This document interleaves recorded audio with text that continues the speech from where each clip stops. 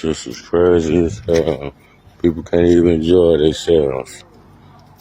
All these people got killed and shot. One truck shot all up. A night of celebration turned into a nightmare in the small town of Leland, Mississippi, where gunfire erupted during post-game festivities after a high school homecoming football victory, leaving 4 people dead and at least 12 others injured. I'm Joseph Morris, and don't forget to like and subscribe for more in-depth reports like this one. Let's dive right into what happened late Friday night, October 10th. Leland High School had just wrapped up their homecoming game against Charleston High School, and the streets of downtown Leland were buzzing with excitement from the win. Crowds gathered on the main street for celebrations, with more people out than usual in the quiet Washington County town of about 4,000 residents. But around midnight, chaos broke out when shots rang out amid the festivities. So can you imagine the panic, the screams, the scramble for cover, as what should have been a joyful evening descended into horror? Authorities responded quickly, but the damage was already done. 4 individuals lost their lives in the hail of bullets, and reports indicate at least 12 others were wounded, with some sources suggesting as many as 20 people were shot overall. Lord have mercy. Continue to check on our peoples in Leland. Leland is a small town. Everybody know everybody. Everybody knows somebody. They still have bodies laying in the street, Lord Jesus. Lord Jesus, they are trying to get in touch with the family. Some of the deceased bodies. My grandbaby came so close, y'all. Lord Jesus, have mercy. Lord, I thank you for her cousins that pushed her out the way. She said the gun was facing her in the face, Lord Jesus.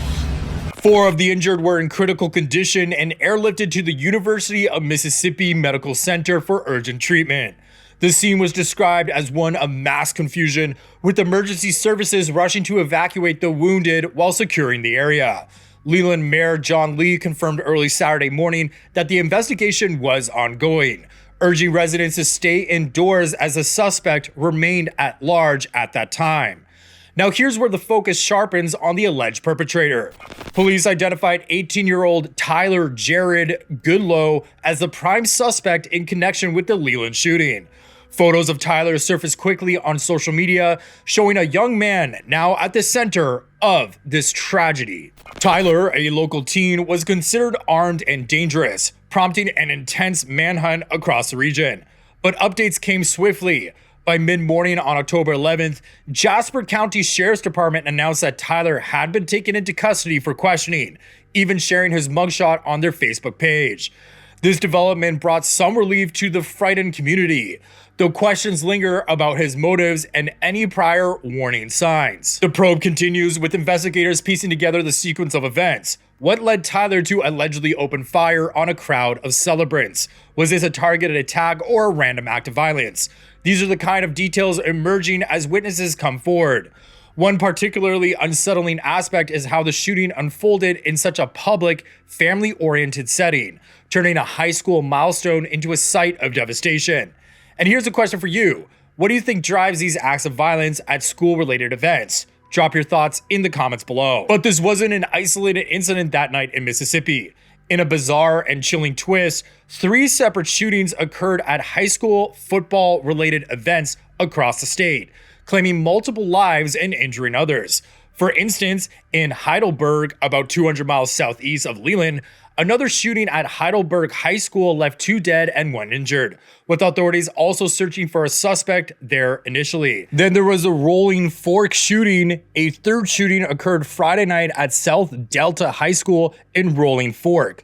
The Sharkey County Sheriff's Department confirmed that shots were fired during the football game, with reports indicating at least 2 people were injured. This cluster of violence on a single evening raises serious concerns about safety at public gatherings, especially in rural areas where such events are community highlights. It's a stark reminder of how gun violence can strike anywhere, anytime, amplifying the fear in a small town like Leland.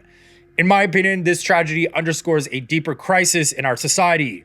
We keep seeing these mass shootings, often involving young people, and yet meaningful change feels elusive.